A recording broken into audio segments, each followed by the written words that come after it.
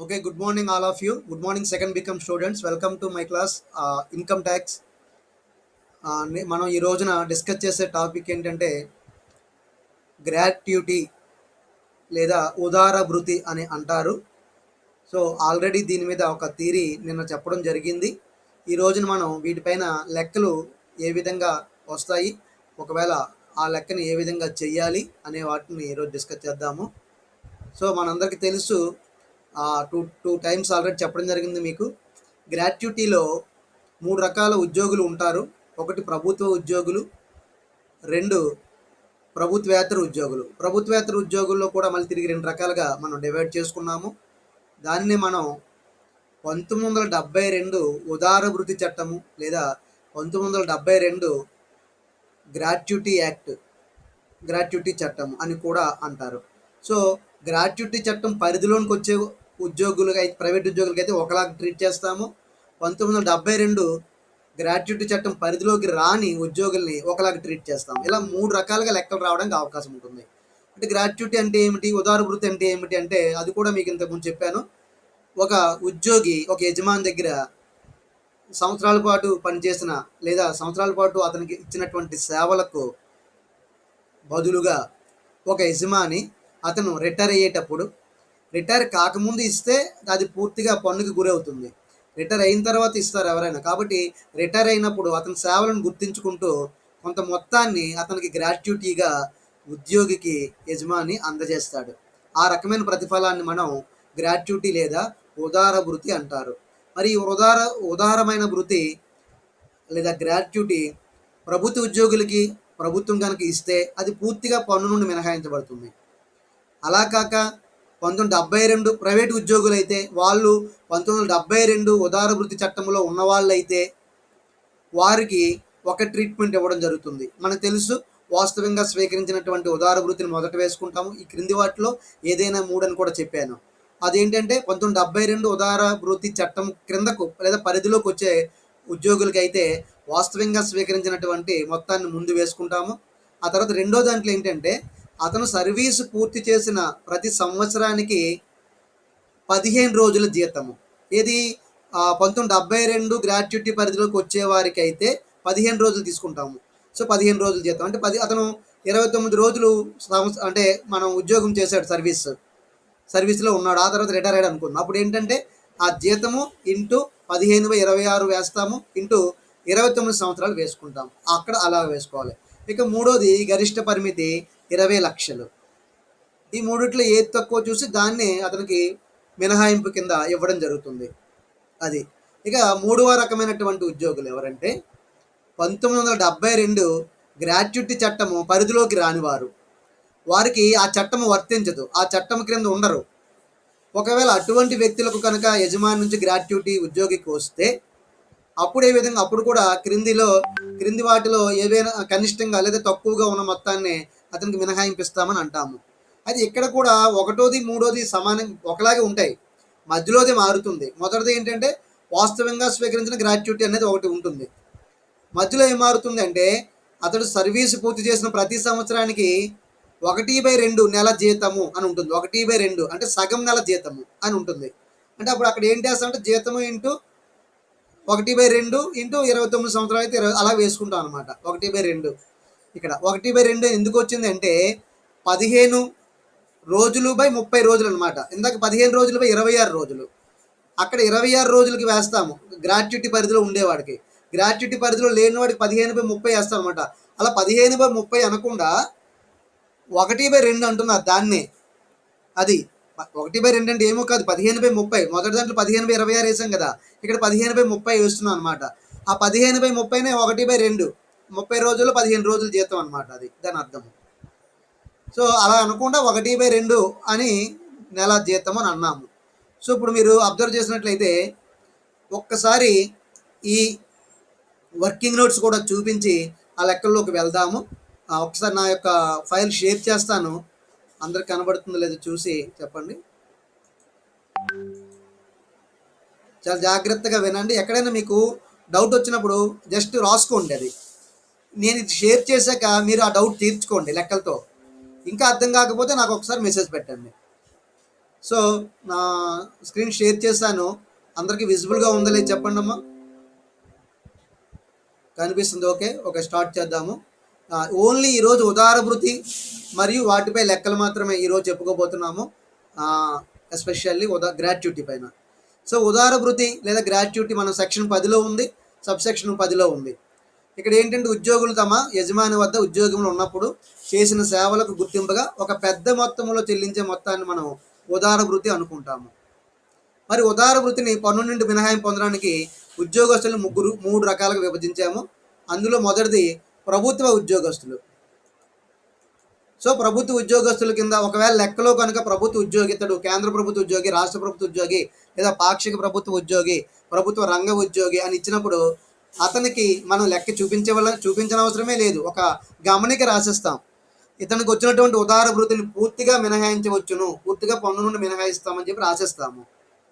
ఇక కాదు, రెండవ చట్టం ఏంటంటే ఉదారభృతి చట్టం 1972. ఇది గుర్తుపెట్టుకోండి, గ్రాట్యుటీ యాక్ట్ అనమాట, 1972. దీని పరిధిలోకి ఉద్యోగులు వచ్చేటట్లయితే, ఈ చట్టం పరిధిలోనికి వచ్చే ఉద్యోగులకు ఉదారభృతిగా పొందే మొత్తం నుండి ఈ దిగువ వివరించిన 3 మొత్తాలలో కనిష్ట విలువ పన్ను నుండి మినహాయించబడుతుంది. ఓకే, ఏంటి క్రింది 3? ఆ మూడిట్లో తక్కువగా ఉన్నదాన్నే ఈ ఉదారభృతి చట్టం 1972 పరిధిలోకి వచ్చే ఉద్యోగులకి వర్తిస్తుంది. అది కూడా ప్రైవేటు ఉద్యోగులు. ఎవరైతే ప్రభుత్వం కానివారో వారు. ఇక్కడ వాస్తవంగా స్వీకరించిన ఉదారభృతి ఎప్పుడు ఇదే. ఉదారభృతి చట్టం 72లో రాని వారికి కూడా మొదటి ఇదే ఉంటుంది. అది అందుకే మీరు అక్కడికి ఇక్కడికి ఏంటి మార్పు ఉంటుందంటే రెండవ అంశమే మార్పు ఉంటుంది. వాస్తవంగా స్వీకరించిన ఉదారభృతి మొత్తం అంటే అతనికి యజమాని నుంచి ఎంత వచ్చిందో, ఒక 10 లక్షలు వచ్చింది అనుకోండి, 10 లక్షలను అక్కడ వేస్తాము. తర్వాత పూర్తి చేసిన ప్రతి సంవత్సరానికి, ఏంటి పూర్తి చేసిన అంటే సర్వీసు పూర్తి చేసిన ప్రతి సంవత్సరానికి 15 రోజుల జీతము. అంటే ఇక్కడ ఆ జీతము ఇంటూ 15/26, ఇక్కడ 5 రోజులు సెలవులు తీసి 26ని వేస్తాం అనమాట. 15/26 వేసి ఇంటూ అతని సర్వీస్ 29 సంవత్సరాలు అనుకోండి, 29 వేస్తాం. 30 సంవత్సరాలు 30 అని వేస్తాము, లెక్కలు వచ్చిందని బట్టి. ఆ తర్వాత గరిష్ట మొత్తము చూడండి, ఇక్కడ మార్చాను. నిన్నటి వరకు 10 లక్షలుగా అక్కడ మనం రాసుకున్న సరిదిద్దమని చెప్పాను. సో గతంలో ఎంత ఉంది తెలియడం కోసం మాత్రం మీకు అక్కడ అలా చెప్పాను. ఇప్పుడు దాన్ని పూర్తిగా మార్చి గరిష్ట మొత్తము మన 2020-2021 పన్ను నిర్ధారణ సంవత్సరం నుంచి ఇది పెరగడం జరిగింది. కాబట్టి గరిష్ట మొత్తం 20 లక్షలు. ఇక్కడ గుర్తుపెట్టుకోండి కొన్ని విషయాలు. మరి జీతము అనే ఒక మాట వచ్చింది మనకి రెండో అంశంలో. ఇక్కడ చూడండి, ఇదిగో ఇందులో 15 రోజుల జీతం అనే మాట వచ్చింది. ఈ జీతం అంటే ఏంటి అన్నది ఇక్కడ మనం కట్టాలి. ఈ మూడిట్లో ఏది తక్కువ ఉంటుందో దాన్ని మినహాయింపు ఇస్తాం అనుకున్నాం. ఇలాంటప్పుడు జీతం అంటే ఏంటంటే తీసుకోవాలంటే మూల వేతనాన్ని, కరువు భత్యాన్ని, కమిషన్ ఉంటే కమిషన్ని 3 తీసుకొని కలిపి అప్పుడు 15/26 చేయాలి ఇక్కడ. తర్వాత ఉద్యోగం చేసిన కాలము మనకి, ఒకవేళ అతను రిటైర్ అయిపోయిన టైం ముందర ఒకవేళ 29 సంవత్సరాలు 6 నెలలు అన్నాడు అనుకోండి, 6 నెలలు కనుక ఉంటే అది 30 సంవత్సరాల కింద మార్చేసుకోవచ్చు. 6 నెలలు అంతకంటే ఎక్కువ 11 వరకు కూడా ఉండొచ్చు. అలా ఉంటే మరొక సంవత్సరం కింద మార్చేసుకోవచ్చు. ఎవరికి అది? 1972 ఉదారభృతి చట్టంలోకి వచ్చేవారికి మాత్రమే. 6 నెలల కంటే తక్కువ ఉంటే మరి దాన్ని తీసుకోకూడదు ఒక సంవత్సరం కింద. ఉదాహరణకు 29 సంవత్సరాలు 5 నెలలు అని లెక్కలో ఇచ్చారనుకోండి, 5 నెలలు వదిలేయాలి, 29 సంవత్సరాలే తీసుకుంటాము. లేదు 29 సంవత్సరాలు 7 నెలలు అన్నాడు అనుకోండి, 6 కంటే ఎక్కువే కదా, సగం కంటే ఎక్కువ, దాన్ని 30 సంవత్సరాల కింద మార్చేసుకోవచ్చు. అది అలాగే జీతం ఒకరికంటే ఎక్కువ మంది యజమాని నుంచి వచ్చింది అనుకుంటే దానిని కూడా అతడు కలిపి చూపించవలసిన అవసరం ఉంటుంది. ఇది. ఇక మూడవ అంశం ఇతర ఉద్యోగులు కూడా ఏంటంటే ఉదారభృతి చట్టము 1972 పరిధిలోకి రానివారు, ఇక్కడ రాని అని రాసుకోవాలి, పరిధిలోనికి రాని ఉద్యోగులను మనం ఇతర ఉద్యోగులు అంటాము. ఇక్కడ గమనించండి, ఇందాక చెప్పుకున్నది ఉదారభృతి చట్టం 1972 పరిధిలోకి వచ్చే ఉద్యోగుల గురించి చెప్పుకున్నాం. ఇప్పుడు ఆ చట్టం వర్తించదు వీరికి. అలాంటి వ్యక్తులు కూడా కొంతమంది ఉంటారు. వారికి కనుక యజమాని ఉదారభృతి లేదా గ్రాట్యుటీ కింద కొంత మొత్తం ఇచ్చాడు అనుకోండి, మరి దానిని మనం ఏ విధంగా చూపిస్తాము అనేది మనం ఇక్కడ చెప్పుకోబోతున్నాం. అయితే వీరు 5 సంవత్సరాలు సర్వీస్ పూర్తి చేసి ఉండాలి కంటిన్యూగా ఒక వ్యక్తి దగ్గర. అది పాతది. ప్రస్తుతం అయితే 1 సంవత్సరం ఉన్నా చాలు. 2021 పన్ను నిర్ధారణ సంవత్సరం ఇది కూడా మార్చారు. ఒక ఒక యజమాని దగ్గర ఉద్యోగి కంటిన్యూగా 1 సంవత్సరం పనిచేసి ఉన్నా అతనికి ఈ యొక్క ఉదార వృత్తికి మినహాయింపు ఇవ్వడం జరుగుతుంది అని గుర్తుపెట్టుకోండి. అలాగే ఇక్కడ కూడా ఇక్కడ అంటే 72 ఉదార వృత్తి చట్టము వర్తించని వ్యక్తికి కూడా మళ్ళీ ఇక్కడ ఆ మూడిట్లో ఏది కనిష్టంగా ఉంటుందో లేదా ఏది తక్కువగా ఉంటుందో ఆ విలువనే మనం మినహాయింపుగా ఇవ్వడం జరుగుతుంది. ఇక్కడ చూడండి, ఇందాకలాగే వాస్తవంగా స్వీకరించిన ఉదార వృత్తి మొత్తం వచ్చింది. అప్పుడు అలాగే వేస్తాం, ఇప్పుడు అలాగే వేస్తాము. ఇటొచ్చి మారేది ఏమిటంటే రెండవది బి, సర్వీసు పూర్తి చేసిన ప్రతి సంవత్సరానికి సగం నెల జీతము. అంటే జీతంలో సగం వేసుకోవాలి. ఇక్కడ 1/2 అంటే అర్థం ఏమిటి? ఇందాక చూడండి 15 రోజులు జీతం అన్నాం, అంటే అక్కడ 15/26 వేసుకోవాలి. వారికైతే 5 రోజులు సెలవులు 4 రోజులు ఆదివారాలు తీసేస్తాం, 26 రోజులు వేసుకుంటాం వాళ్ళకి. ఇక్కడేంటి 15/30 అనమాట, 15/30. అందుకే 15/30 అంటే 15 ఒకట్లు 15 2 30, కాబట్టి 1/2 అని వచ్చింది ఇక్కడ. సో సర్వీస్ పూర్తి చేసిన ప్రతి సంవత్సరానికి 1/2 నెల జీతం అని గుర్తుపెట్టుకోండి, ఇంక ఇన్ని కాకుండా. అది అక్కడ 15 రోజుల జీతం అంటే 15/26 జీతము అది. ఇక గరిష్ట మొత్తము ఇక్కడ కూడా 20 లక్షలే. ఈ మూడిట్లో ఏది తక్కువ ఉంటుందో దానిని మాత్రమే మనం కనిష్ట విలువగా ఆ ఉద్యోగికి మినహాయింపిస్తాము. మీరు ఇక్కడ గుర్తుపెట్టుకోండి, గమనికలో శాసనాత్మకమైన కార్పొరేషన్లో పనిచేసే ఉద్యోగులు ఈ తరగతి కిందకు వస్తారు. అంటే ప్రైవేట్ ఉద్యోగులు, అలాగే కొంతమంది శాసనాత్మకమైనటువంటి సంస్థల్లో పనిచేసే కార్పొరేషన్లో పనిచేసే వ్యక్తులు, వారు కూడా ఆ 1972 ఉదార వృత్తి చట్టంలోకి వెళ్ళకపోతేనే ఇక్కడికి వస్తారు. అది వారికి వర్తించకపోతే లెక్కలో ఇస్తాడు క్లియర్గా, ప్రతి లెక్కలో కూడా ఉంటుంది అది. ఇక ఉద్యోగి ఒకరికంటే ఎక్కువ మంది దగ్గర నుంచి ఈ రకమైన గ్రాట్యుటీ స్వీకరిస్తే మొత్తం కలిపే అతను ఆ సంవత్సరం పొందినటువంటి ఉదార వృత్తి కింద చూపించవలసి ఉంటుంది. అలాగే ఉద్యోగి ఎంతమంది యజమానుల నుండి జీవన వృత్తి పొందినప్పటికీ, అదే ఉదార వృత్తి పొందినప్పటికీ గరిష్ట పరిధి 20 లక్షల లోపే తగ్గింపుగా అనుమతిస్తారు. అతను ఒక దగ్గర 20 లక్షలు, ఇంకో దగ్గర 20 లక్షలు అని అనుమతించరు. ఎంతమందికి కలిపినా 20 లక్షల లోపే అతనికి గ్రాట్యుటీ ఉండాలన్నమాట. అలాగే సర్వీసులో ఉన్నప్పుడు ఒకవేళ ఉద్యోగి, ఇది ఎప్పుడు ఉదార వృత్తి వస్తుంది, రిటైర్ అయినప్పుడు వస్తుంది. కానీ రిటైర్మెంట్ అవ్వకుండానే సర్వీస్లో ఉన్నప్పుడే ఒక ఉద్యోగికి ఇచ్చారనుకోండి, కళ్ళు మూసుకొని వాటిని మనం పన్ను ట్యాక్స్ వేసేస్తాం వాళ్ళ మీద, అసలు మినహాయింపే ఇవ్వము. ఎందుకంటే ముందుగానే అతను రిటైర్మెంట్కి ముందుగానే సర్వీసులో ఉండగానే తీసేసుకున్నాడు. అలా తీసుకున్నప్పుడు అతనికి ఆదాయం పన్ను చెల్లించవలసిన అవసరం ఉంటుంది. అలాగే ఇక్కడ ఉద్యోగి పదవీ విరమణ చేసినప్పుడు 10 నెలల సరాసరి జీతాన్ని మనం తీసుకోవాలి ఈ లెక్కల్లో. ఎక్కడ 1972 గ్రాట్యుటీ చట్టం పరిధిలోకి ఎవరైనా ఉద్యోగి రాకపోతే అప్పుడు 10 నెలల సరాసరి జీతాన్ని తీసుకుంటాము. 10 నెలల సరాసరి జీతము అంటే అతను రిటైర్ అయిన రోజు నెల ఉంటుంది కదా, ఆ నెల నుంచి వెనక్కి 10 నెలలు వెళ్ళాలి. ఆ 10 నెలల జీతము కలిపేసి ఎంత వచ్చిందో దాన్ని 10తో భాగిస్తాము. 10తో భాగిస్తే అప్పుడు సరాసరి లేదా సగటు జీతం వస్తుంది 10 నెలలకి కూడా. ఎందుకు ఇలా చేస్తామంటే ఒక్కోసారి ఇంక్రిమెంట్ పేరుతోటి అతనికి నెల లేదా నెల మధ్యలో ఏదైనా సంవత్సరం మధ్యలో కూడా అతనికి ఇంక్రిమెంట్ వచ్చి జీతము పెరగవచ్చు. ఒక 10 నెలలు ఎందుకు తీసుకున్నాం అంటే 5 నెలల జీతం ఒకలాగా వస్తే మిగతా 5 నెలల జీతం ఒకలాగా ఉండొచ్చు. కాబట్టి యావరేజ్ చేస్తే అతనికి బెనిఫిట్ అవుతుంది అనమాట, అతను బెనిఫిట్ అవుతాడు. అందుకని మనం ఇక్కడ జీతము అదే 10 నెలల సరాసరి జీతాన్ని తీసుకుంటాము జీతము అంటే. మరి అయితే ఇక్కడ జీతము అంటే ఏంటేంటి వస్తాయి? లెక్కలో ఇచ్చినటువంటి మూల వేతనము వస్తుంది, తర్వాత సర్వీస్ సదుపాయాలు కలిసి కరువు భత్యం వస్తుంది, తర్వాత అమ్మకాలపై పొందే కమిషన్ వస్తుంది. ఇలా 3 కలిపితేనే అతనికి జీతము. మూల వేతనము, సర్వీసు సదుపాయాలు కలిసే కరువు భత్యము, అమ్మకాలపై చేసినటువంటి కమిషను లేదా పొందిన కమిషను, ఈ మూడింటిని మనం కలిపితే జీతం కింద వస్తుంది. అది లెక్కలో ఉంటేనే.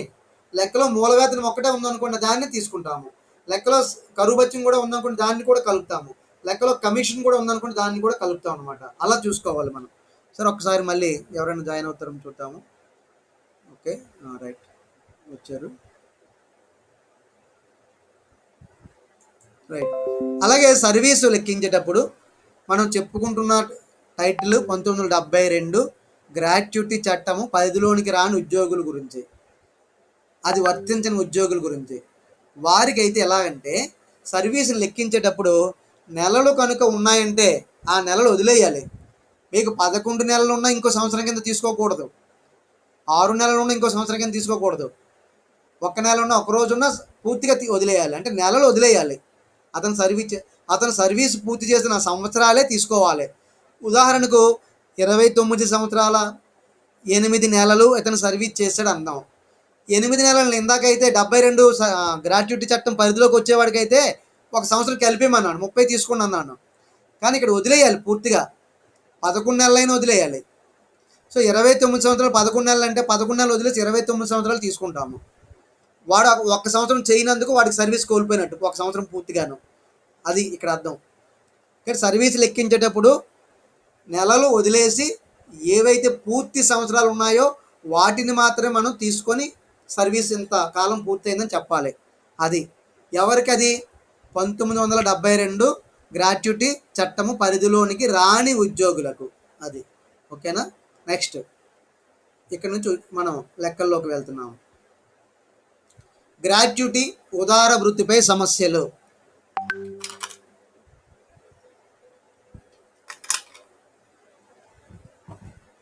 చూడండి ఏ విధంగా అడగడానికి అవకాశం ఉంటుందో. శ్రీనివాస్ కేంద్ర ప్రభుత్వ ఉద్యోగి. వస్తున్నారు ఇంకాను, ఒక్కసారి లెక్కల్లోకి వెళ్ళే ముందు.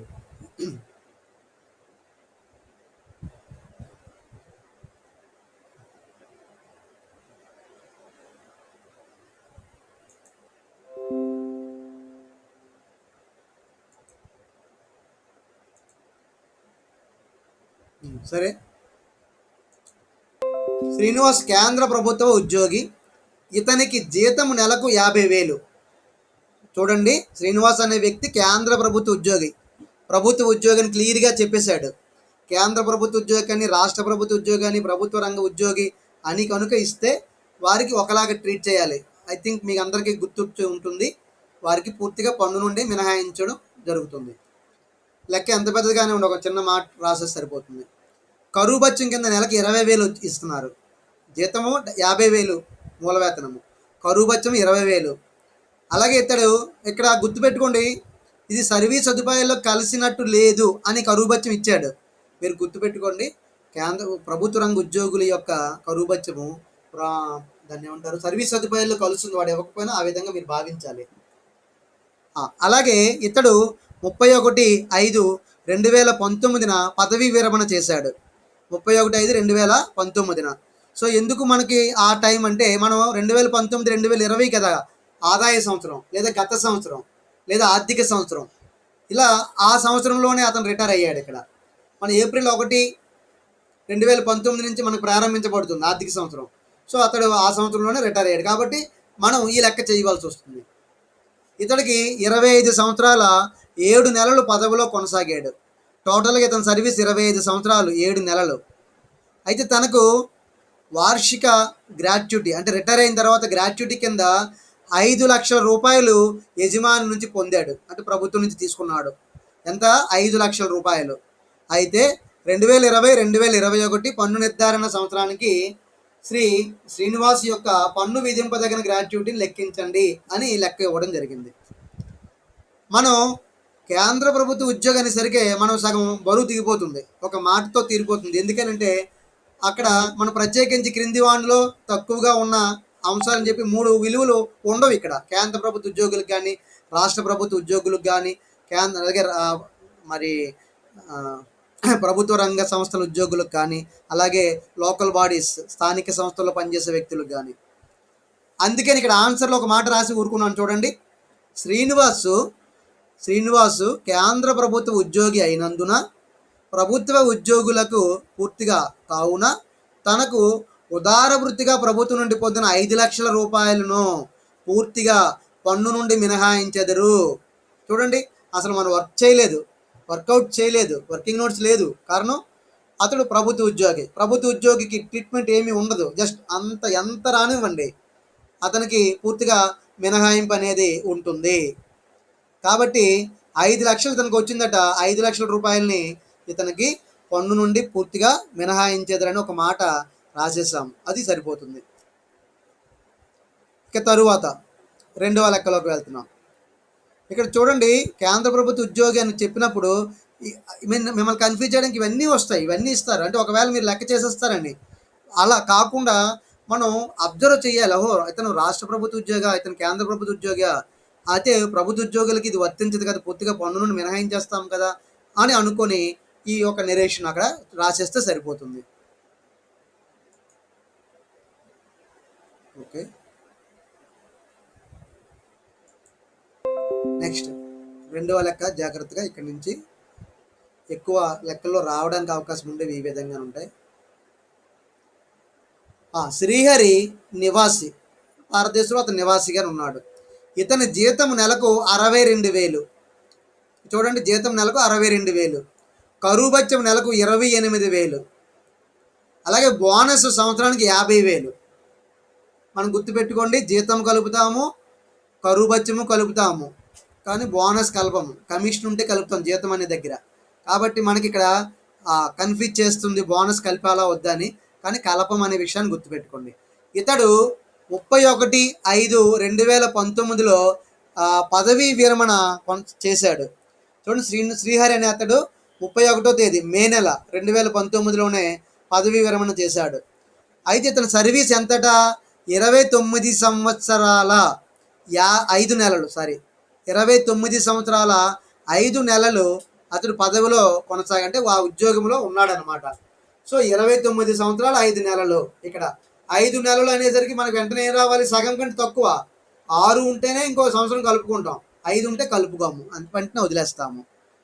తర్వాత 1972 గ్రాట్యుటీ చట్టము ప్రకారము ఇక్కడ ఇచ్చాడు చూడండి, ఇతనికి వర్తిస్తుందా వర్తించదా అనే విషయాన్ని మనకి లెక్కలోనే చెప్పాడు.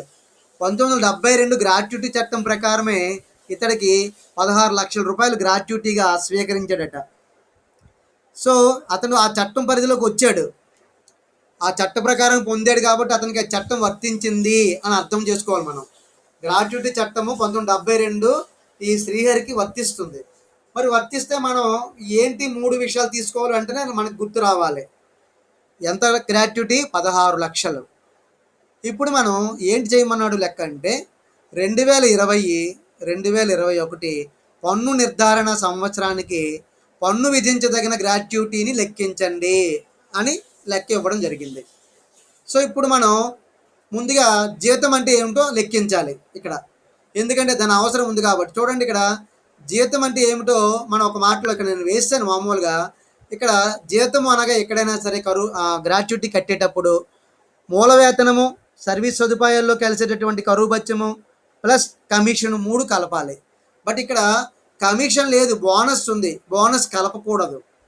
కాబట్టి 62,000 కరువు భత్యాన్ని, తర్వాత 62,000 జీతాన్ని, నెలకు 28,000 కరువు భత్యాన్ని, దీన్ని మాత్రమే మనం తీసుకొని లెక్క చేయవలసి ఉంటుంది. సో ఇక్కడ చూడండి, లెక్కలోకి వెళ్తున్నాం. ముందుగా ఒక పట్టికలాగా వేశాను. ఇతడు ఒక ప్రైవేట్ ఉద్యోగాన్ని గమనించాలి శ్రీహరి.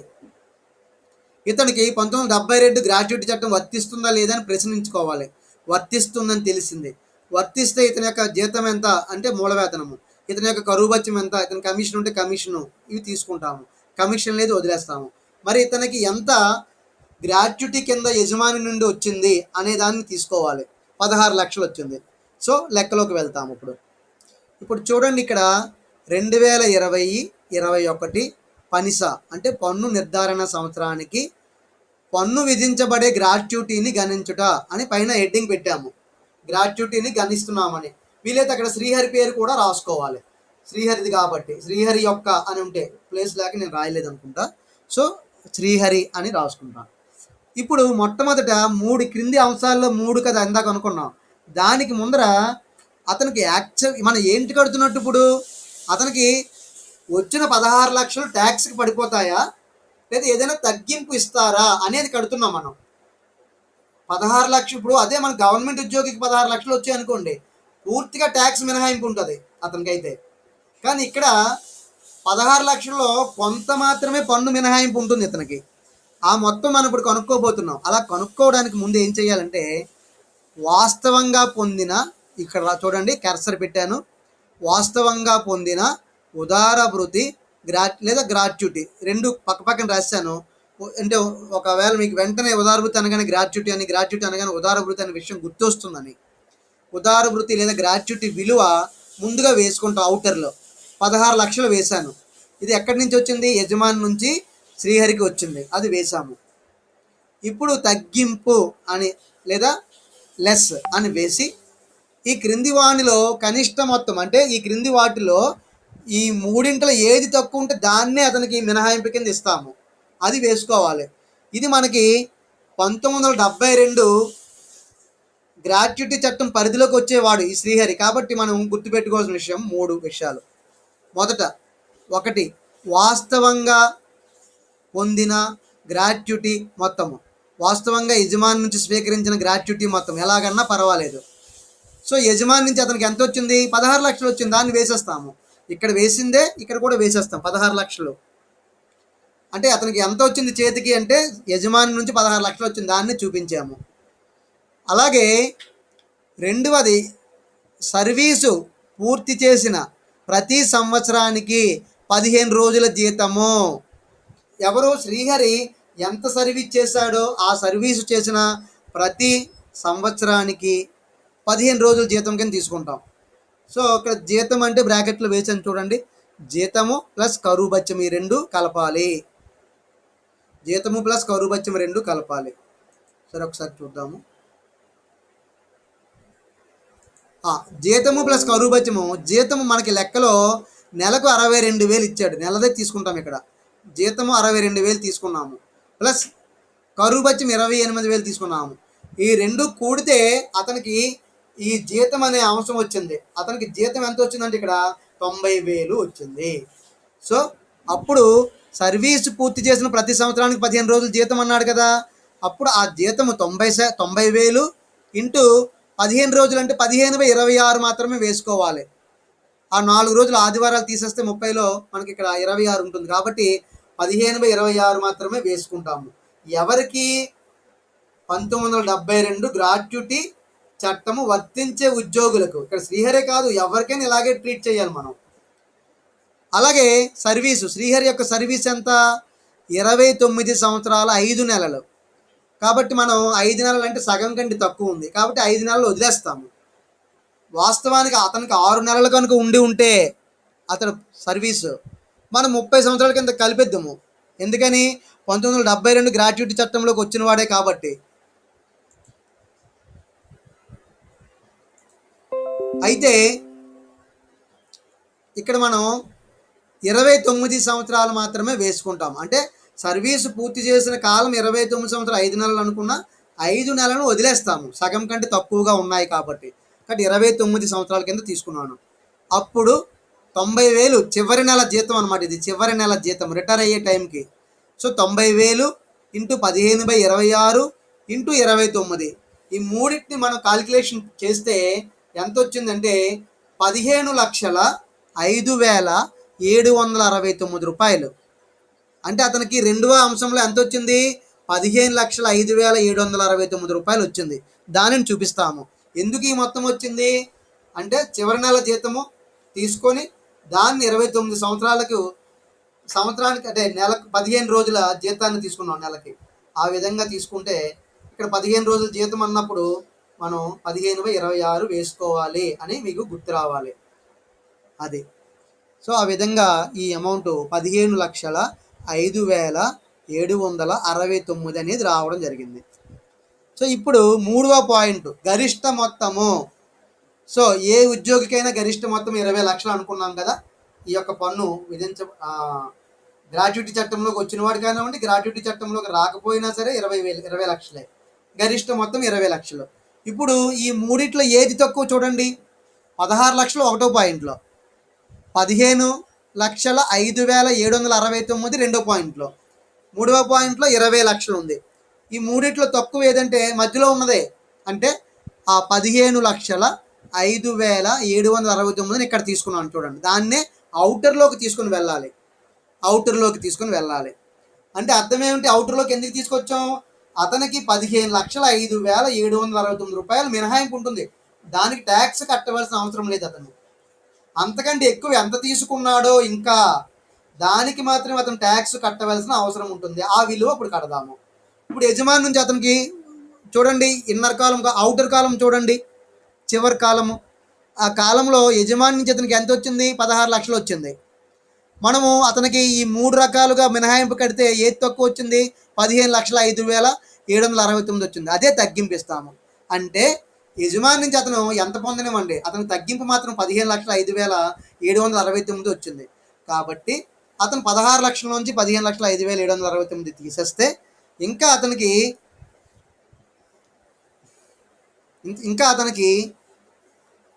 94,000 చూడండి 231 మిగిలిపోయింది. 94,231 రూపాయి మిగిలిపోయింది అతనికి మినహాయింపు పోగా. సో దీన్ని ఏమంటాము? పన్ను విధించబడు లేదా పన్నుకి గురియగు గ్రాట్యుటీ లేదా ఉదార భృతి అని దీన్ని అంటాము. ఇది జీతానికి కలపాలన్నమాట. అక్కడ ఒకవేళ జీతం ఉంటే అక్కడ అఫ్కోర్స్ రిటైర్ అయిన తర్వాత అంటాం కాబట్టి ఇంకా జీతం ఉండదు, పెన్షన్ అని ఏదో ఉంటుంది అక్కడ దానికి కలిపేస్తాం గ్రాట్యుటీని కూడా. సో ఈ విధంగా మనకి గ్రాట్యుటీ యజమాని నుంచి ఎంత వచ్చిందో ఆ మొత్తం మినహాయింపు అనేది రాలేదు. చూడండి, ఓన్లీ 15 లక్షలకే మినహాయింపు వచ్చింది. అదే కనుక ఇందాక మొదటి లెక్కలో చెప్పినట్లుగా ఇతను ప్రభుత్వ ఉద్యోగి అనుకోండి, మనం ఇది వేయాల్సిన అవసరం లేదు ఈ పట్టిక. ఎందుకని? ఆ 16 లక్షలకి కూడా అతనికి మినహాయింపు వచ్చేస్తుంది ప్రభుత్వ ఉద్యోగి కాబట్టి, అతను ఎంత వచ్చినా సరే. అది అర్థం చేసుకోవాల్సింది. సో ఇంకొక లెక్క కూడా మనం రెండవ పద్ధతిలో చేద్దాము. రెండవది అంటే ఇక్కడ మూడో లెక్క. సో ఇది ఒకసారి ఇది మీకు షేర్ చేస్తాను కాబట్టి అక్కడ జాగ్రత్తగా వీటిని నమోదు చేసి, ఒకవేళ అర్థం కానిది ఎందుకు ఇలా వచ్చింది మీరు ఒకసారి కాల్కులేషన్ చేయండి, లేదంటే నేను మళ్ళీ చెప్తాను మీకు. ఇప్పుడు మూడవ లెక్కలోకి వెళ్దాము. ఇదేంటంటే మనకి 1972 ఉదార భృతి చట్టము పరిధిలోకి రాని వాళ్ళకి ఈ లెక్క. ఇక్కడ ఒక్కసారి చెక్ చేద్దాం. శ్రీ రాజేష్ అసెస్సి XYZ అనే కంపెనీలో మేనేజర్గా బెంగళూరులో పనిచేస్తున్నాడు. అతను డిసెంబర్ 2019న 28 సంవత్సరాల 8 నెలలు సర్వీసు పూర్తి చేసుకొని 28 సంవత్సరాలు 8 నెలల సర్వీసు పూర్తి చేసుకొని పదవీ విరమణ చేశాడు. ఎవరు? రాజేష్ XYZ కంపెనీ నుంచి. ఎప్పుడు? డిసెంబర్ నెలలో 2019లో. సో ఇప్పుడు ఈ సందర్భంలో 15 లక్షలు ఉదార భృతి లేదా గ్రాట్యుటీ కింద అతను పొందాడు. యజమాని నుంచి ఎంత వచ్చింది? అతనికి 15 లక్షలు గ్రాట్యుటీ వచ్చింది. అతడి పదవీ విరమణకు ముందున్న 10 నెలల సగటు జీతము మనకు తెలుసు కదా. ఇక్కడ 1972 గ్రాట్యుటీ చట్టము పరిధిలోకి రాకపోతే అతనికి చెప్పేటప్పుడు 10 నెలల జీతం తీసుకుంటాం అతను. సో అతను పదవీ విరమణ అంటే డిసెంబర్లో కదా చేశాడు, అక్కడి నుంచి వెనక్కి 10 నెలలు వెళ్తే మనకి ఫిబ్రవరి లేదా మార్చి నెల వరకు వస్తుంది. ఆ మొత్తము అతనికి వచ్చిన డబ్బులు, ఆ నెల వచ్చిన జీతాన్ని అన్నీ కలిపి దాన్ని 10తో భాగిస్తే సగటు జీతం వచ్చింది. అది ఇక్కడ ఎంత అంటే అతని పదవీ విరమణకు ముందు ఉన్న 10 నెలల సరాసరి జీతము, సగటు జీతము, యావరేజు ఇలాంటి మాటలు అంటే అది ఒకటే. 10 నెలల సగటు ఎంత వచ్చిందంటే 88,000 వచ్చింది అతనికి. సో 88,000 ఇది తీసుకోవాలన్నమాట ఎప్పుడైనా. అదే ఇందాక చూడండి 1972 గ్రాట్యుటీ చట్టం పరిధిలోకి వచ్చేవాడికి అయితే మనం చివరి నెల జీతం తీసుకున్నాము. కానీ ఇక్కడ ఆ పరిధిలోకి రాని వ్యక్తులకి ఏంటంటే చివరి నుంచి 10 నెలల జీతం సరాసరి జీతాన్ని తీసుకుని 10తో భాగించుకోవాలన్నమాట. అలాగే కరువు బత్యం ఇతనికి 10,000 వచ్చింది చివరి నెలలో 10,000. ఓకేనా? నెలకు 10,000. బ్రాకెట్లు ఏమన్నాడు? పదవీ విరమణ ప్రయోజనాలలో కలుస్తుంది. ఓకే, కలుపుతామైతే 10,000 రూపాయలు అది పదవీ విరమణ ప్రయోజనాల్లో కలుస్తుందట. ఇక్కడ యజమాని 10 నెలల సగటు జీతము, ఉద్యోగికి 88,000, కరువు బత్యం 10,000 అలా పెట్టుకోండి. మరియు టర్నోవర్ అంటే అమ్మకాలు జరిగాయి అతనికి, ఆ సంస్థకి. ఆ అమ్మకాల పైన 5% కమిషన్కి అతను అర్హుడు. అంటే అతనికి యజమాని 5% కమిషన్ ఇస్తున్నాడు అనమాట అమ్మకాల పైన. అది మరి ఎంత అమ్మకం జరిగింది కూడా మనకు తెలియాలి కదా. కాబట్టి పదవీ విరమణకు ముందు అంటే ఎప్పుడు ఇతను సర్వీస్లో ఉన్నప్పుడు 10 నెలల టర్న్ ఓవర్ 4 లక్షలు, 4 లక్షలు వచ్చింది ఇతనికి టర్న్ ఓవర్. సో మనకి ఈ 4 లక్షల మీద 5% కమిషన్ కట్టాలన్నమాట. ఇప్పుడు ఇక్కడ ఏమంటున్నాడు చూడండి. అతడు గ్రాట్యుటీ చెల్లింపు చట్టము 1972 పరిధిలోకి రాడు. అది అంటే 3వ దశ.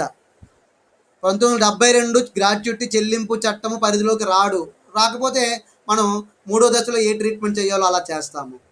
అయితే 2020, 2021 పన్ను నిర్ధారణ సంవత్సరానికి పన్ను విధించేటటువంటి గ్రాట్యుటీని లెక్కించండి అని ఇవ్వటం జరిగింది.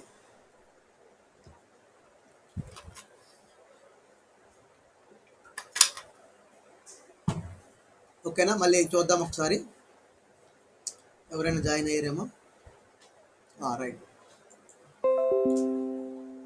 ఇప్పుడు లెక్క చూద్దాము. ఇక్కడ ప్రైవేట్ వ్యక్తి XYZ కంపెనీలో పనిచేస్తున్నాడు కాబట్టి తరువాత అతడికి గ్రాట్యుటీ చెల్లింపు చట్టం వర్తించదు. అతనికి 10 నెలల మూల జీతము మనకి సరాసరి జీతం 88,000 వస్తుంది నెలకి. కరువు బత్యం 10,000 వస్తుంది నెలకి. అలాగే అతను రిటైర్ అయిన టైంలో యజమాని అతనికి 15 లక్షలు గ్రాట్యుటీ కింద ఇచ్చాడు ఉదార భృతి కింద. మరి అయితే ఈ 15 లక్షలకి ట్యాక్స్ ఉంటుందా, అతనికి ఏదైనా తగ్గింపు ఉంటుందా అనేది ఇప్పుడు మనం లెక్కించాలి. ఎవరికి? రాజేష్కి. సో చూడండి, ఇక్కడ ఇలా పట్టిక వేసుకుంటాం. ముందు మనం జీతం అంటే ఏమిటో కట్టాలి. జీతం అంటే ఏమిటో ఇక్కడ వర్కింగ్ నోట్స్ ఇలా వేసాను చూడండి. ముందుగా జీతం విలువను మనం గణన చేయాలి. ఇక్కడ 10 నెలల సగటు జీతం మనం తీసుకోవాలి. అతను మూల జీతం ఎంత ఇచ్చాడు? నెలకి 88,000 అన్నాడు. సో ఈ 3 కలిపిసిన వచ్చేస్తుంది. కాకపోతే మనం ఇలా చేసి చూపించాలన్నమాట. మూల జీతము 88,000 నెలకి అంటే 10 నెలలకి ఎంత అవుతుంది? 8,80,000 వచ్చిందనమాట 10 నెలలకి కలిపి. ఒక నెల ఎక్కువ అవ్వచ్చు, ఒక నెల తక్కువ అవ్వచ్చు, ఒక నెల ఇంక్రిమెంట్ ఉండొచ్చు, ఒక నెల ఇంక్రిమెంట్ లేకపోవచ్చు. అలా. అలాగే కరువు బత్యము నెలకు 10,000 10 నెలలకి చూసుకుంటాము. ₹1,00,000. ఎందుకంటే 10 నెలల సరాసరి సగటు అడిగాడు కాబట్టి ఇక్కడ అలా చేస్తాం అనమాట. అలాగే కమిషను 4 లక్షలు ఇంటూ 5% ఇతను కమిషన్ వస్తుంది. అందులో అమ్మకాలు 4 లక్షలు టర్న్ ఓవర్ అయింది, దానిపైన 5% కట్టాలి. ఇది లెక్కలోని ఇస్తాడు. సో 4 లక్షల మీద 5% కడితే 20,000 వచ్చింది. ఇప్పుడు చూడండి, జీతము 10 నెలలకి 8,80,000 వచ్చింది చేతికి, అతనికి ఆల్రెడీ వచ్చేసింది అనమాట. కరువు బత్యము 10 నెలలకి ₹1,00,000 వచ్చింది, కమిషను 20,000 వచ్చింది. ఇప్పుడు ఈ మూడింటిని కలపండి. 8,80,000, 1,00,000 అంటే 9,80,000, 20,000 3 కలిపితే 10 లక్షలు వచ్చింది. ఈ 10 లక్షలు ఏమిటి? అతని యొక్క 10 నెలల జీతము అనమాట. సో 10 నెలల జీతానికి ఇప్పుడు సగటు కట్టాలి కదా. రాసుల మొత్తంపై రాసుల సంఖ్య అంటాం కదా. మరి రాసుల మొత్తం ఎంత అంటే 10 లక్షలు బై రాసుల సంఖ్య ఎంత అంటే 10. సో 10 నెలల దేర్ఫోర్ 10 నెలల సగటు జీతము అని తీసుకుంటాము. 10 నెలల సగటు జీతం అని తీసుకొని 10 లక్షల్ని 10తో భాగిస్తాము. సో అప్పుడు అతని జీతం ఎంత అవుతుందంటే ₹1,00,000 అయ్యింది. దీన్ని మనం అక్కడ తీసుకోవాలి వర్కింగ్ నోట్స్ దగ్గర. అది వాస్తవంగా వచ్చిన 88,000. సో మీరు ఇలా కూడా చేసుకున్న 10 లక్షలు ₹1,00,000 వస్తుంది. చూడండి, 88,000 మూల జీతము నెలకి, కరువు బత్యం 10,000 నెలకి. సో 98,000.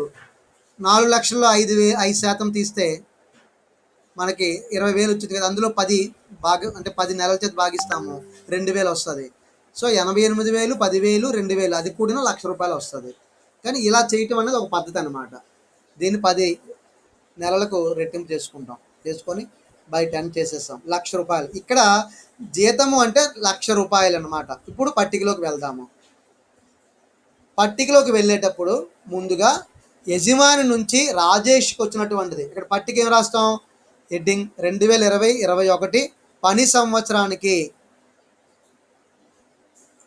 2020-2021 పని అంటే ఏంటి? పన్ను నిర్ధారణ సంవత్సరానికి శ్రీ రాజేష్ యొక్క పన్ను విధించబడే గ్రాట్యుటీని లెక్కించండి లేదా గణన అని రాస్తాము.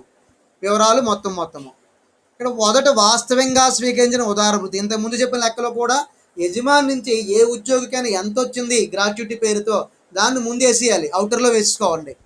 ఇక్కడ వాస్తవంగా స్వీకరించిన ఉదార భృతి అవుటర్ లైన్లో వేశాను 15,00,000.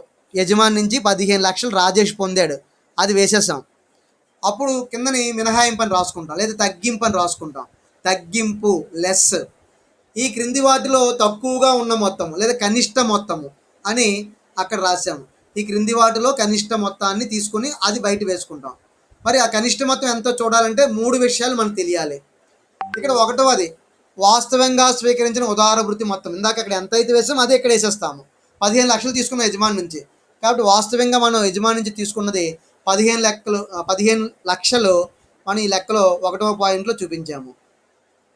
అది అయితే ఇక్కడ 1972 గ్రాట్యుటీ చట్టములోకి ఈ రాజేష్ రాలేదు, అతనికి వర్తించదు.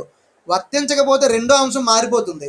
ఇందాక వర్తిస్తే మనం సర్వీస్ పూర్తి చేసిన ప్రతి సంవత్సరానికి జీతము 15 రోజుల జీతం అన్నాము, కానీ ఇక్కడ 1/2 నెల జీతము. అది సర్వీసు పూర్తి చేసిన ప్రతి సంవత్సరానికి 1/2 అంటే సగం నెల జీతము అని అర్థం. ఇక్కడ ఈ జీతం అంటే ఏమిటో ఇక్కడ బ్రాకెట్లో రాశాను. మళ్ళీ మూల జీతము ప్లస్ కరువు బత్యము ప్లస్ కమిషన్, ఈ 3 కలిపితే మనకి ₹1,00,000 వచ్చింది. ఆ ₹1,00,000 ఇక్కడ వేసాను చూడండి. ₹1,00,000 ఇక్కడ వేసాను. 1,00,000 ఇంటూ 1/2 ఇంటూ 28, 1,00,000 ఇంటూ 1/2 ఇంటూ 28, ఇది చేస్తే ఎంత వచ్చింది అంటే 14,00,000 వచ్చింది. ఇక్కడ వేసాను 14,00,000 చూడండి, దీనికి పైన వేసాను పైన. సో 1,00,000 ఇంటూ 1/2 నెల జీతం కాబట్టి 1/2 ఇంటూ ఎన్ని సంవత్సరాలు ఇస్తాడు అది చూడండి అర్రా, 28 సంవత్సరం 8 నెలలు పూర్తి చేశాడు. కానీ మనం ఇక్కడ ఎందుకు 28 తీసుకున్నాము, 29 అని తీసుకోలేదు. 1972 గ్రాట్యుటీ చట్టంలోకి రాకపోతే ఆ వ్యక్తికి ఎన్ని నెలలు ఉండనివ్వండి, నెలలను సంవత్సరాల కింద మార్చము, ఓన్లీ సంవత్సరాలే, కంప్లీట్ చేసిన ఇయర్స్ని మాత్రమే తీసుకుంటాము.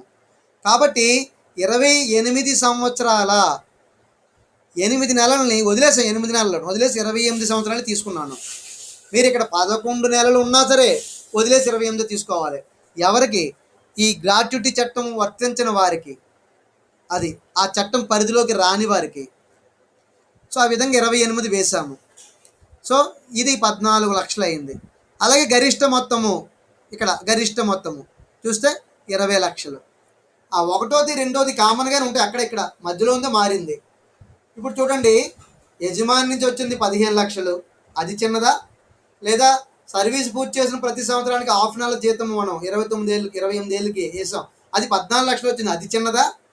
లేదా గరిష్ట మొత్తం కింద ఆదాయ పన్ను చట్టం వాళ్ళు నిర్దేశించారు 20,00,000, అది తక్కువ అని చూస్తే మూడిట్లో ఏది తక్కువ దాన్నే మినహాయింపు కింద తీసుకోవాలి. మరి మూడిట్లో ఏది తక్కువ? 14,00,000 తక్కువ, దాన్నే మనం అక్కడ తీసుకోవడం జరిగింది. అవుటర్లోకి తీసుకొని వెళ్ళాం 14,00,000 అంటే రాజేష్కి 14,00,000 వరకు ట్యాక్స్ పడదు, మినహాయింపు వచ్చేసింది. మరి 14,00,000 కంటే ఎక్కువ తీసుకున్నాడు తక్కువ తీసుకున్నాడా రాజేష్? యజమాని నుంచి గ్రాట్యుటీగా ఎక్కువే తీసుకున్నాడు. ఎంత ఎక్కువగా అంటే 15,00,000 తీసుకున్నాడు. సో ఇప్పుడు ఆ 15,00,000 నుంచి 14,00,000కి ట్యాక్స్ లేదు కాబట్టి మినహాయించేస్తే ఇంకా ₹1,00,000కి ఇతను ట్యాక్స్ కట్టాలి, అతని యొక్క పెన్షన్ కలపాలి దీన్ని. సో దేర్ ఫోర్ పన్ను విధింపబడు గ్రాట్యుటీ లేదా ఉదార భృతి విలువ ₹1,00,000, దీని మీద మనం ట్యాక్స్ కట్టుకోవాల్సిన అవసరం ఉంటుంది. అదే మనం చూడండి, యజమాని కనుక 14,00,000 ఇస్తే ఇక 14,00,000 ఈక్వల్ అయిపోతే అతను ట్యాక్స్ కట్టవలసిన అవసరమే రాకపోను. అది 1,00,000 ఎక్కువ తీసుకున్నాడు యజమాని నుంచి, అంటే ఉండవలసిన దానికంటే. కాబట్టి ఇలా మనం 3వ లెక్కను చేసాము. మొదటి లెక్క ప్రభుత్వ ఉద్యోగుల కోసం చేసాము, 2వ లెక్క ప్రైవేట్ ఉద్యోగులు 1972 గ్రాట్యుటీ చట్టం పరిధిలోకి వచ్చే వారి కోసం చేశాము.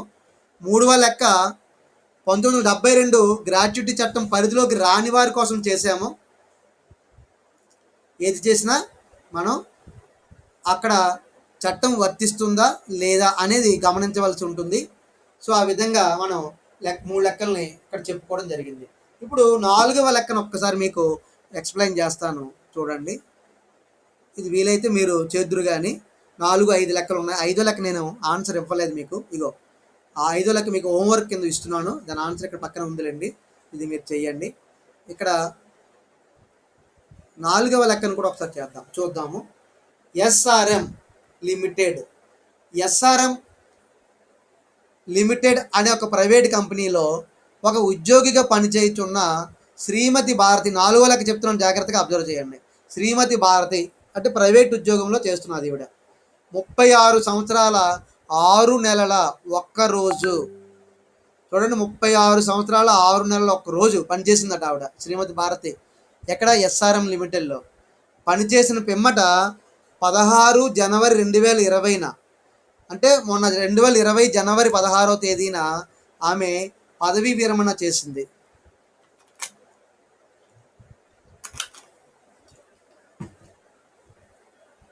పదవీ విరమణ చేసింది. సో 1972 గ్రాట్యుటీ చెల్లింపు చట్టము క్రింద ఆమె అంటే ఈవిడికి వర్తిస్తుంది. 1972 గ్రాట్యుటీ చెల్లింపు చట్టం ఈవిడికి వర్తిస్తుందని అర్థం. ఆ చట్టం క్రింద ఆమె 10 లక్షలు గ్రాట్యుటీగా స్వీకరించినాము. అంటే శ్రీమతి భారతికి యజమాని నుంచి ఎంత వచ్చింది గ్రాట్యుటీ? 10 లక్షలు. ఆ 10 లక్షలు ఇక్కడ వేసుకోవడం జరిగింది. తర్వాత పదవీ విరమణ సమయంలో ఆమె యొక్క మూల వేతనము నెలకు 48,000. చూడండి, ఆమెకి పదవీ విరమణ చేసినప్పుడు లాస్ట్ మంత్ శాలరీ ఎంత వచ్చిందట? మూల వేతనం 48,000 వచ్చిందట. కరువు భత్యము 4,000 వచ్చిందట. మూల వేతనం 48,000, కరువు భత్యం నెలకు 4,000, అంటే జీతంగా 52,000 వచ్చిందన్నమాట. అది అయితే 2020, 2021 పన్ను నిర్ధారణ సంవత్సరానికి పన్నుకి గురియగు గ్రాట్యుటీని గణన చేయండి. పన్నుకి గురియగు గ్రాట్యుటీని గణన చేయండి. ఇది అర్థము. ఇప్పుడు మనకి గ్రాట్యుటీని లెక్కించడానికి ముందుగా ఎస్ఆర్ఎం లిమిటెడ్ ప్రైవేట్ కంపెనీ, శ్రీమతి భారతి ప్రైవేట్ ఉద్యోగి. ఈమె 1972 గ్రాట్యుటీ చట్టం కిందకు వస్తుందా రాదా? వస్తుంది. ఇలా ప్రశ్నలు వేసుకోవాలి. వస్తుంది. అయితే ఈవిడ ఎన్ని సంవత్సరాలు పనిచేసింది? 36 సంవత్సరాల 6 నెలలు. మరి గ్రాట్యుటీ చట్టం కింద వచ్చేవారికి మనం 36 సంవత్సరాలే తీసుకుంటామా? 6 నెలలు కానీ అంతకన్నా ఎక్కువగానే ఉంటే ఇంకో సంవత్సరం కలిపేస్తామా? కలిపేస్తాము. ఎందుకని 36 సంవత్సరాల 6 నెలలు వచ్చినప్పుడు ఆ 72 గ్రాట్యుటీ చెల్లింపు చట్టం ఏం చెప్తుంది? ఇంకో సంవత్సరం కింద తీసుకోండి అన్నది. అంటే 37 సంవత్సరాలు అవుతుంది ఈవిడికి. అది అలా గుర్తుపెట్టుకోవాలి. తర్వాత ఇతనికి ఈమెకు ఆ యజమాని నుంచి గ్రాట్యుటీ ఎంత వచ్చింది? 10 లక్షలు. ఓకే. తర్వాత చివరి నెల జీతం తీసుకోవాలి. ఇక్కడ 10 నెలల జీతం కాదు, 10 నెలల సరాసరి జీతం కాదు, ఇక్కడ చివరి నెల జీతం తీసుకుంటాము. చివరి నెల అంటే రిటైర్ అయిపోయిన నెల. రిటైర్ అయిపోయిన నెలలో ఆమెకి 48,000 మూల వేతనం కింద వచ్చింది. కరువు భత్యం కింద 4,000 వచ్చింది. కలిపితే 52,000. ఇప్పుడు లెక్కలోకి వెళ్తాం మనం. వాస్తవంగా పొందిన ఉదారభృతి 10 లక్షలు వేసేస్తాం. మళ్ళీ క్రింది వాటిలో ఏది తక్కువ ఉంటే దాన్నే తీసుకుంటాము. ఇక్కడ వాస్తవంగా స్వీకరించిన గ్రాట్యుటీ మళ్ళీ 10 లక్షలు వేసేస్తాము. ఇప్పుడు సర్వీస్ పూర్తి చేసిన ప్రతి సంవత్సరానికి 15 రోజుల జీతం తీసుకుంటాం. 1/2 నెల కాదు. ఎందుకని?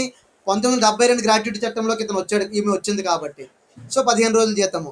మరి మూల వేతనము కరువు భత్యం ఉంది, ఇక్కడ కమిషన్ లేదు కాబట్టి 48,000, 4,000 కలిపేసాము. కలిపితే 52,000 అయింది. 52,000 పైన మనం 15/26, 15 రోజుల జీతం కదా, అందుకని 15/26 వేసుకోవాలి. ఎన్ని సంవత్సరాల సర్వీస్ ఆవిడది?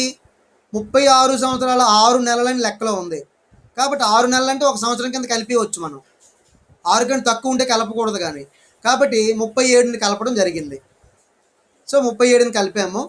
అప్పుడు ఇక్కడ 52,000లో మనం 15/26 × 37 చేస్తే 20 లక్షలుగా వచ్చింది. సో 11,10,000 వచ్చింది. 11,10,000.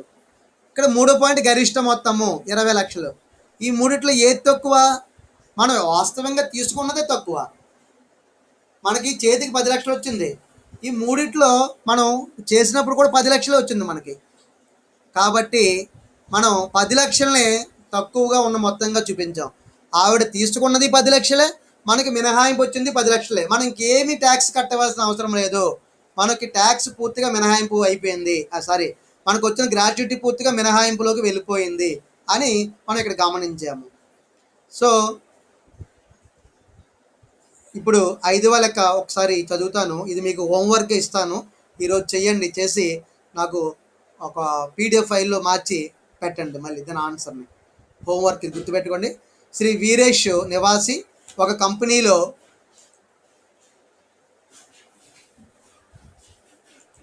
ఒక కంపెనీలో 32 సంవత్సరాలు 10 నెలలు సర్వీస్ చేశాడు. అతను 31/3/2020 పదవి విరమణ చేశాడు. అతడు గ్రాట్యుటీగా 8 లక్షలు స్వీకరించాడు. పదవి విరమణ తేదీకి ముందు ఉన్న 10 నెలల సరాసరి జీతం 44,000. ఇతనికి 1972 గ్రాట్యుటీ చట్టం వర్తించదు. వర్తించదంటే మనం రెండో పద్ధతిలో చేసుకోవాలి. అయితే 2020, 2021 పన్ను నిర్ధారణ సంవత్సరానికి పన్నుకి గురియగు గ్రాట్యుటీని లెక్కించండి అన్నారు. సో ఇందాకలాగే గ్రాట్యుటీ మొదట 8 లక్షలు వేసుకుంటాము. అందులో నుంచి మనం ఈ గ్రాట్యుటీ చట్టం వర్తించదు కాబట్టి ఈ క్రింది వాటిలో 3 అని పెట్టుకుంటాం అనమాట. సో మూడిట్లో ఇక్కడ మొదటిది మూడోది కామన్గా ఉంటాయి. వాస్తవంగా స్వీకరించిన గ్రాట్యుటీ 8 లక్షలు, చివరిలో 3వ పాయింట్ గరిష్ట మొత్తం 20 లక్షలు. మధ్యలో ఏం మారుతుంది? సర్వీసు పూర్తి చేసిన ప్రతి సంవత్సరానికి సగం నెల జీతము లేదా 1/2 నెల జీతము. అక్కడ జీతం అంటే ఇక్కడ చూడండి, ఇక్కడ ఒకటే ఉంది జీతము 44,000 వేసియండి. ఇక్కడ కరువు బత్యం లేదు. 44,000 ఇంటూ చేస్తే సరిపోద్ది. మీకు ఎంతో కొంత మొత్తం వస్తుంది. ఆ మూడిట్లో ఏది తక్కువ ఉందో దాన్ని అవుట్లోకి తీసుకెళ్ళండి. 8 లక్షలు ఆవిడకి వచ్చింది కాబట్టి ఆ వీరేష్కి అందులోంచి తీసేయండి, అమౌంట్ వస్తుంది. ఓకేనా? రైట్, అందరికీ అర్థమైంది అనుకుంటున్నాను. సో ఇవి నేను షేర్ చేస్తాను. ఈరోజు మీరు రాసి లెక్కలు చేయండి. సో నెక్స్ట్ క్లాస్ మీకు ఉంది కాబట్టి thank you all of you.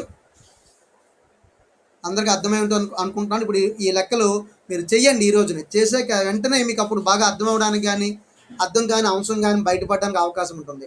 మీరు వెంటనే నాకు అది ఎక్కడ అర్థం కాలేదో మీరు నన్ను అడిగినట్లయితే మళ్ళీ ఒకసారి ఎక్స్ప్లెయిన్ చేస్తాను. ఓకేనా? Right, thank you all of you. Next hour ఉంది కాబట్టి క్లోజ్ చేసేద్దాము.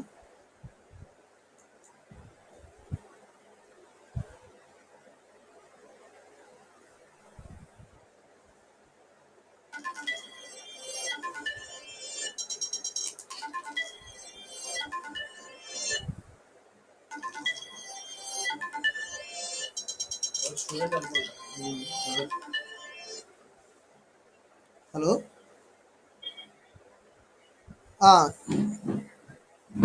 ఎక్కడికి వచ్చారండి? ఎక్కడ ఇందులోకి వచ్చారు? కొలగోలపల్లి రోడ్లోకి వచ్చారా?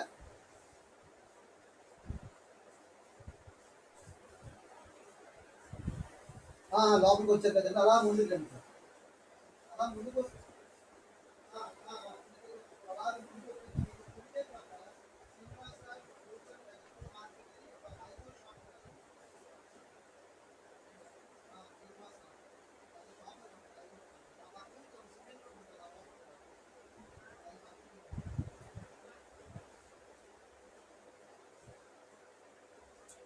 కుడి కుడి కుడి పక్క ఉంటుందని చెప్పు.